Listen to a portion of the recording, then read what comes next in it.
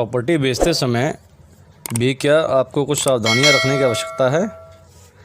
क्योंकि प्रॉपर्टी खरीदते समय तो सब सावधानी रखते हैं। अगर आप जानना चाहते हैं कि प्रॉपर्टी बेचते समय क्या क्या सावधानी रखनी चाहिए तो बने रहें मेरे साथ इस वीडियो में। जैसा कि आप जानते हैं, मैं देशराज सिंह, आपका दोस्त, प्रॉपर्टी एंड फाइनेंस कंसल्टेंट, आज आपको बताऊंगा कि प्रॉपर्टी बेचते समय क्या क्या सावधानियां रखनी चाहिए ताकि बाद में आपको पछताना ना पड़े। केवल पैसा लेके प्रॉपर्टी बायर के नाम करना ही आपका काम नहीं, और भी बहुत सी चीज़ें हैं जो हम इस वीडियो में डिस्कस करने वाले हैं।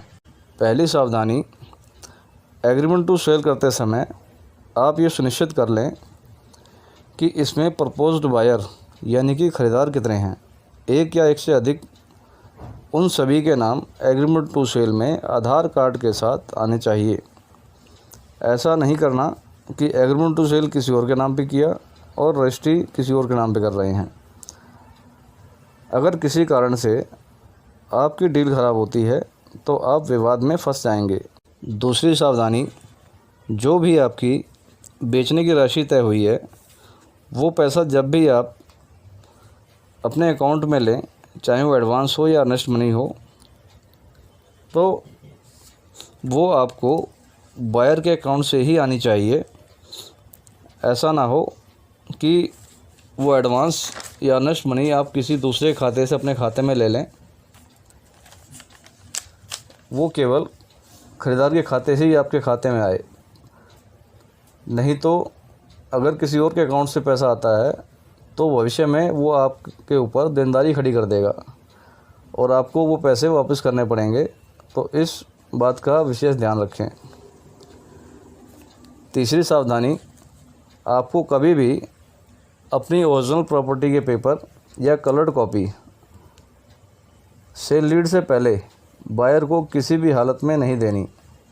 और अगर बायर वेरिफिकेशन करवानी है, बायर को कोई वेरिफिकेशन करवानी है या कोई लोन करवाना है तो उसको आप क्रॉस करके फ़ोटोकॉपी ही दें और उस पर पर्पस भी लिख दें कि आप किस पर्पस से उसको ये कॉपी दे रहे हैं। अगर ओरिजिनल कहीं दिखाने की ज़रूरत पड़े तो आप खुद चल के जाएं, अपने पेपर वहाँ दिखा के और अपने साथ ले आएं, ताकि आप किसी भी संभावित फ्रॉड से बच सकें, क्योंकि आजकल डुप्लीकेट पेपर बहुत जल्दी बन जाते हैं। चौथी सावधानी, प्रॉपर्टी बेचते समय आपकी प्रॉपर्टी में अगर किसी प्रकार की कोई भी कमी है, कोई मेंटेनेंस की कमी है, कोई मेंटेनेंस का काम बाकी है, कोई टूट फूट हो रखी है, कोई इलेक्ट्रिक इक्विपमेंट ख़राब है, किचन में कोई काम बाकी है, या अदर किसी टाइप का भी कोई भी कमी है जो आपने प्रपोज्ड बायर को बता दी है और उसने समझ भी ली है, और जो भी प्रॉपर्टी ख़रीदने वाला है वो उसके लिए तैयार भी है, तो उसको केवल मौखिक तौर पर ना रख के आप एग्रीमेंट टू सेल में लिखवा लें। जो भी कमी आपने उसको बताई है, उसने आइडेंटिफाई कर ली है, वो एग्रीमेंट टू सेल में मेंशन कर दें, ताकि कल को किसी भी कंडीशन में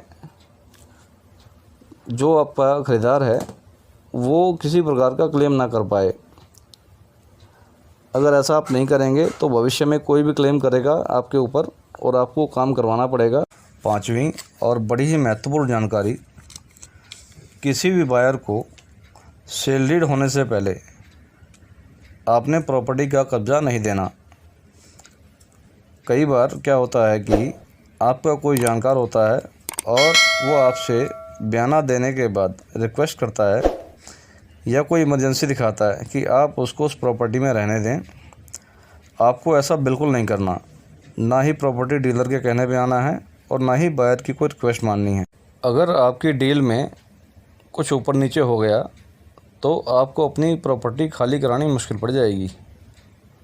तो इस बात का विशेष ध्यान रखें कि सेल डीड से पहले आप उसको कब्जा ना दें।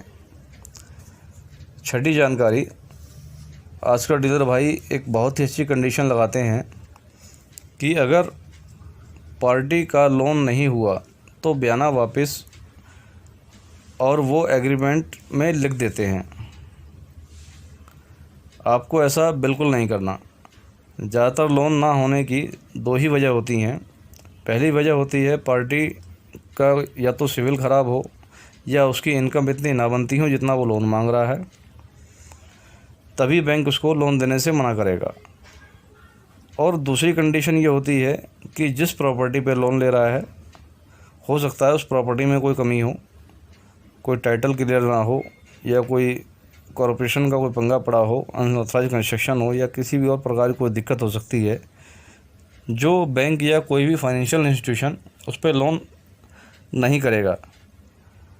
तो आप ये लिखवाएं कि भाई अगर मेरी प्रॉपर्टी की वजह से आपका लोन नहीं होता तो मैं बयाना वापस करूँगा, अदरवाइज़ अगर कोई कमी आपकी है, आपकी वजह से लोन नहीं होता, तो मैं बयाना वापस नहीं करूँगा।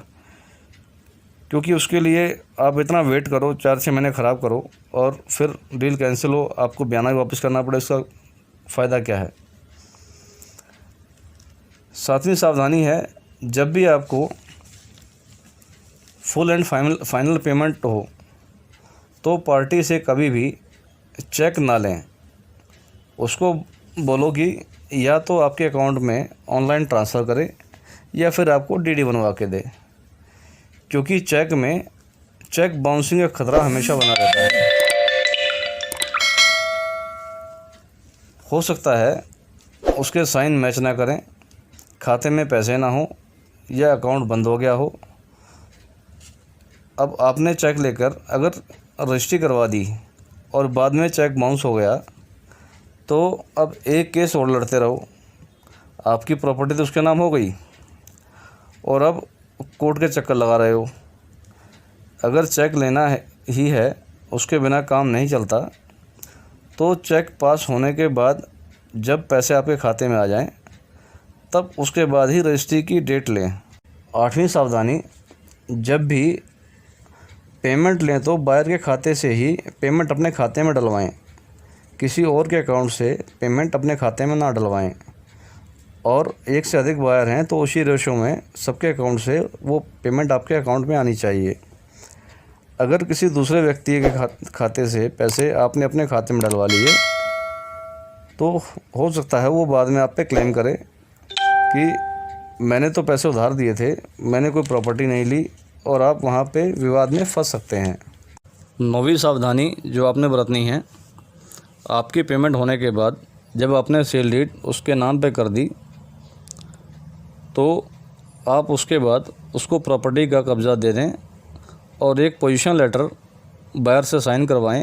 उस पर 2 गवाहों के साइन करवा लें कि मैंने इस दिन इस समय इस प्रॉपर्टी का कब्ज़ा सौंप दिया है और अब आगे की पोजीशन की ज़िम्मेदारी बायर की है, मेरी तरफ से ये ज़िम्मेदारी आज ख़त्म हो गई। कई बार क्या होता है, बायर प्रॉपर्टी लेने के बाद उसमें रहता नहीं है, और अगर किसी असामाजिक तत्व ने उसकी प्रॉपर्टी पे कब्ज़ा कर लिया तो वो ये ना कह सके कि साहब मुझे तो पैसे लेने के बाद, सेल डीड करने के बाद कब्ज़ा नहीं मिला। तो इस चीज़ से आप थोड़ा सा सावधान रहें, पोजीशन लेटर साइन ज़रूर करवाएं। 10वीं सावधानी, आपने जब सेल डीड कर दी उसके बाद में प्रॉपर्टी से संबंधित जो भी ओरिजिनल या फ़ोटोकॉपी उस प्रॉपर्टी से संबंधित कागज़ आपके पास हैं, तो ये आपकी ज़िम्मेदारी बनती है कि आप उसे ये पेपर सारे उसको सौंप दें, जो भी बायर है आपका, और एक स्टैम्प पेपर या सादे कागज़ पर उससे पूरी एक लिस्ट ऑफ डॉक्यूमेंट बनवा लें कि भाई मैंने क्या क्या पेपर आपको दिए हैं, और उस पर 2 गवाहों के साइन भी करवा लें, ताकि भविष्य में कभी वो बायर आप पे क्लेम ना कर पाए कि जी मुझे प्रॉपर्टी के पूरे पेपर नहीं मिले। तो साथियों, उम्मीद करता हूँ कि आपको ये जानकारी अच्छी लगी होगी और आपके काम की होगी। आपसे गुजारिश है कि आप इस वीडियो को ज़्यादा से ज़्यादा शेयर, लाइक और सब्सक्राइब करें, ताकि हम आपके लिए ऐसी महत्वपूर्ण जानकारियाँ लाते रहें। धन्यवाद।